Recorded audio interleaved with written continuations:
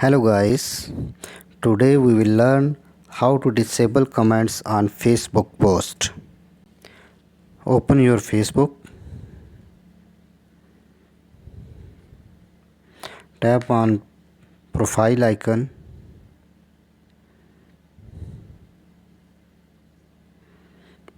scroll down, tap on the three dot of your post, tap on who can comments on your post.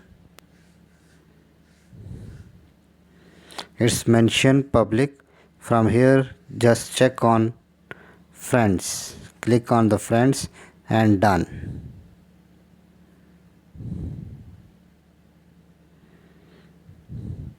Now no one can comments on your post, only friends can comments on your post.